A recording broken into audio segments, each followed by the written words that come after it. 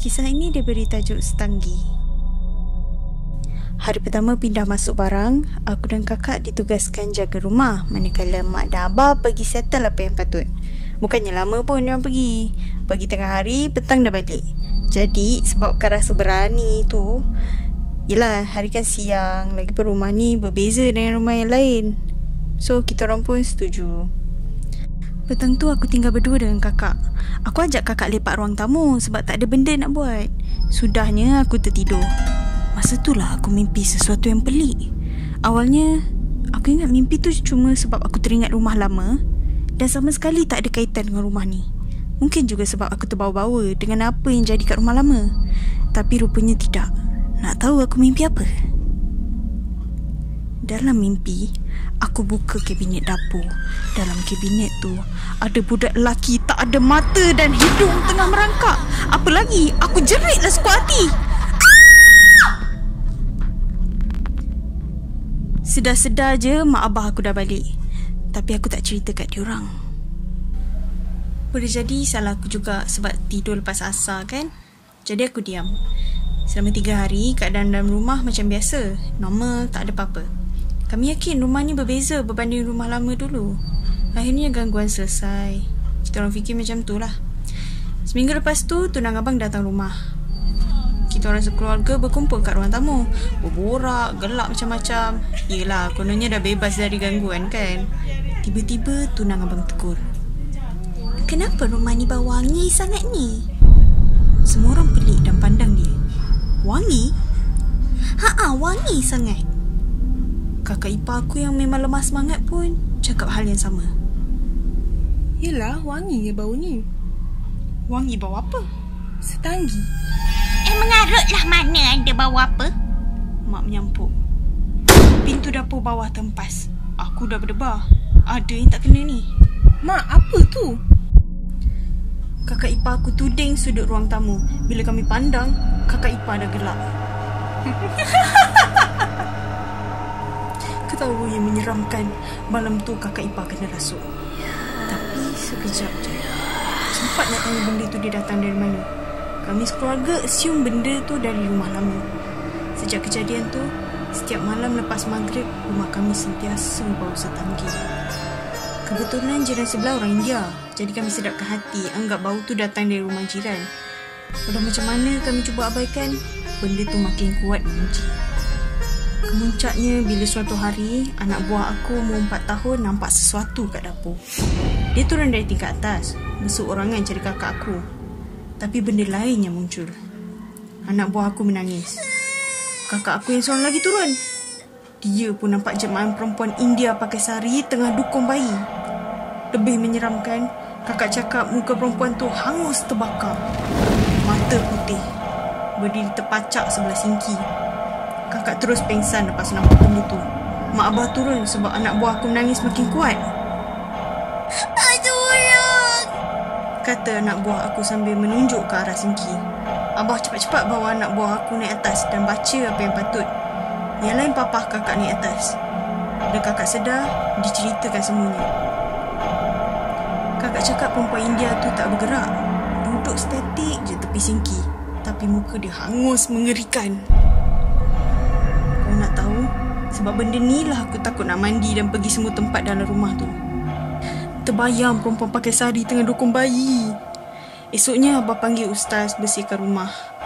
Silap kami jugalah masuk rumah tak pagar dulu. Pemilik lama beritahu rumah ni baru je orang pindah keluar. Jiran sebelah memang tak berinteraksi dengan kami. Jenis buat hal sendiri. So nak tanya pun susah. Malam tu kami buat bacaan doa. Macam okey sikit. Jadi lepas isyak esoknya, bau setanggi makin kuat. Kat semua tempat. Dan mak dengan kakak ipar kena rasuk malam tu. Bayangkan 2 orang kena rasuk dalam satu masa. Nak pitam rasa. Dah lah ada berapa orang je dalam rumah masa tu. Aku dan kakak berlari minta tolong kat rumah jiran sebelah sebab kakak ipar dan mak dah meronta-ronta. Serius, malam tu aku dah macam orang tak betul ketuk pintu rumah orang minta tolong. Memang tak tentu arah. Akhirnya 3 pakcik datang tolong. Lama jugalah mak dan kakak ipar dirasuk. Rupanya dah lama makhluk tu menetap dalam rumah ni.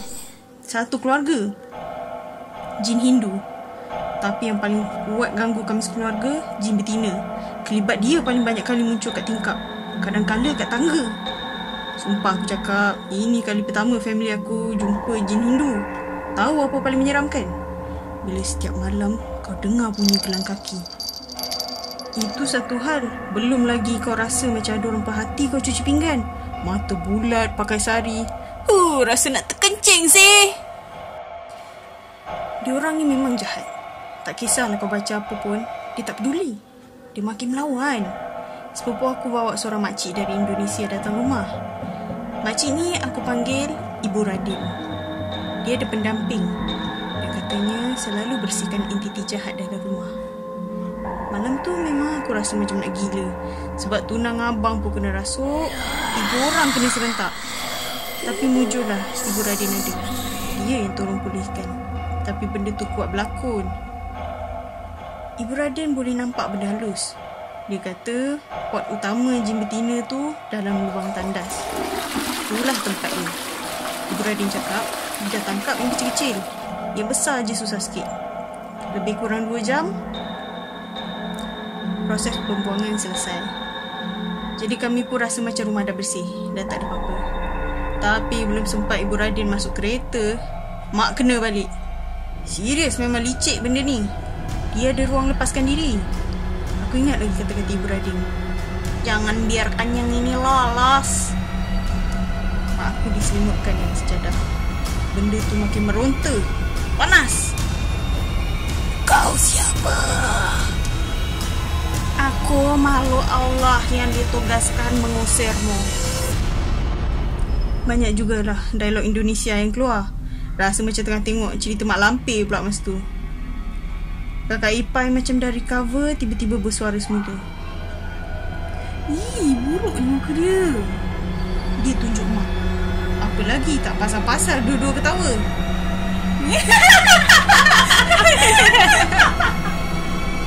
Rupa-rupanya benda tu dah bawa geng. Katanya kawasan Bandar Baru Uda ni tempat dia.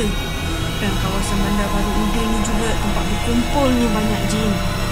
Ibu Radin mengiyakan sebab benda tu ada kat merata tempat. Cuba cara halus pun dia melawan. Memang mati kutu menghadap benda ni. Degil berbenar. Ibu Radin minta tempoh seminggu uruskan semuanya. Tapi bagi kami yang duduk kat rumah ni, tempoh tu terlalu lama. 1 malam pun seksa. Sudahnya 2 hari kemudian kami semua pindah balik kampung rumah nenek. Angkat barang. Tapi benda tu tak nak lepaskan mak. Dia ikut kami.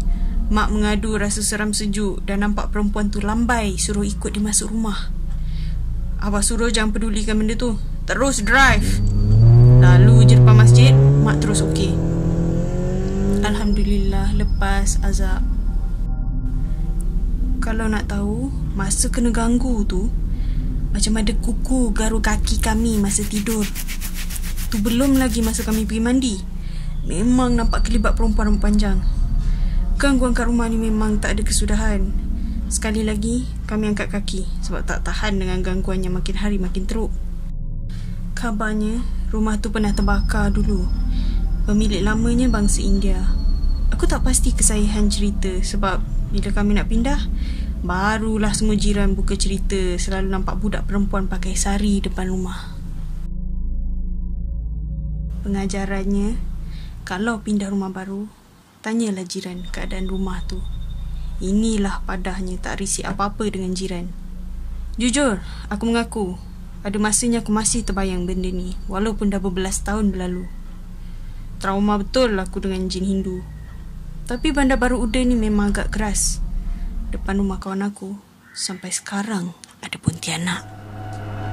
Pontianak atas pokok.